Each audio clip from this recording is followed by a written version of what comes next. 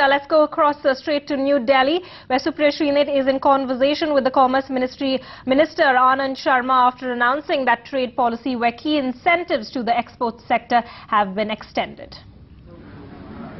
Gems and jewellery, we are continuing with what benefits were given last year, particularly with regard to their imports and exports, that there was no duty on gold and silver jewellery on what they imported for value addition and or for re-export. Also for interest subvention when it comes to availability of the credit. These sectors also, because these are big sectors and the outgo would have been huge, but they are also covered when it comes to the availability of credit, availability of dollar credit. That was introduced last year and that still continues. And that will help the exporters. We were also looking at those sectors which are labor intensive but continue to hurt.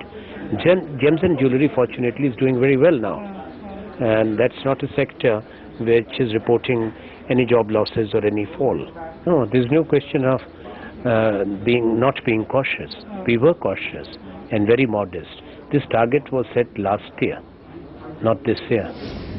And we are headed in the right direction. We'll be able to achieve it. There has been 31% growth in the first quarter. It's true that the base effect is there, but even if the base effect comes into play, we'll still be able to cross 200 billion.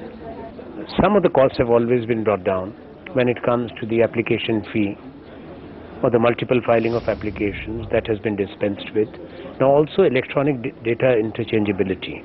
So if all the locations are made EDI abled, that is, if ports, airports, dry ports, other customs stations are linked to the DGFT, then that will substantially bring down the transaction costs. Right. It will cut out delays or multiple filing of applications, and that's all the information or data will be available at one place. And that is going to happen maybe in the next 2 months. By September end, we have been assured there was some delay on the part of the customs in putting in place their systems, but that is going to happen. Once all what we have been able to achieve through this task force recommendations is implemented, except two grey areas, serious issues with the railways and with the shipping ministries, where we are talking to them, but excluding them still will bring down the transaction cost by 40%. Assisting in what manner? We can only take up when it comes to the visa regimes in other countries, which we have taken up. But have you heard from them?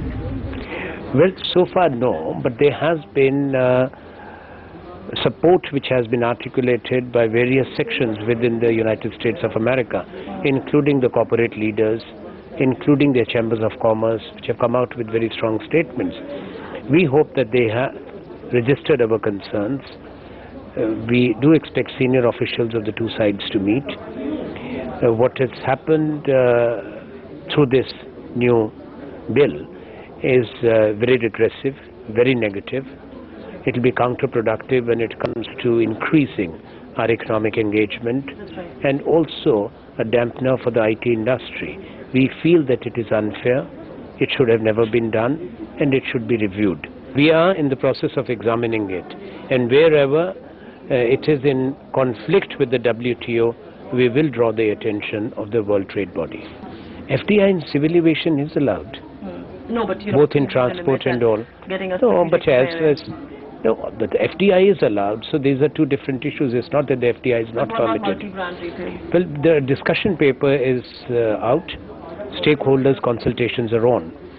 Policy formulation is a dynamic process. It's never frozen. What is important that investments have to come in, first to create infrastructure, an entire value chain. The back-end infrastructure has to be strengthened. Even in this discussion paper, what has been suggested, and that is for the stakeholder responses, that what should be the minimum threshold and the job creation in the rural areas. And also, this will ensure remunerative prices to the farmers and the overall value addition, not only the jobs, but also the perishable commodities which are lost. Those will be added to the food chain. So we're looking at that, and I'm sure that this is going one day. When RBI, the concerned banks and the Ministry of Finance have addressed this issue. These banks have made a valuable contribution, but as per the FDI policy, when ownership and control has been defined very clearly.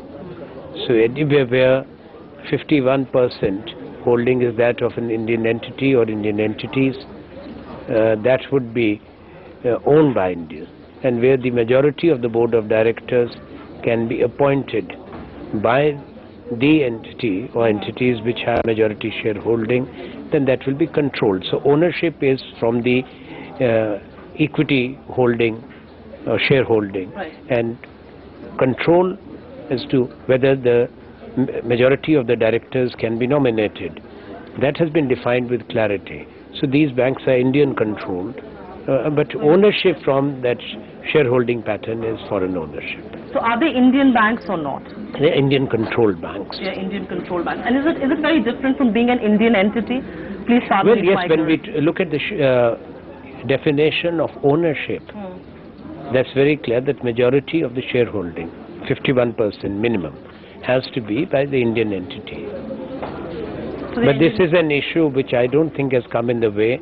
This has been discussed, but primarily it is between the RBI and the Ministry of Finance, right, and our ministry. So we have discussed to increase India's share in the global trade, to grow, as we say, by 15% this year, and thereafter by 25% in the remainder year of this policy, doubling India's share in global trade by 2014, and doubling in percentage terms our share in merchandise trade and in trade in services by 2020.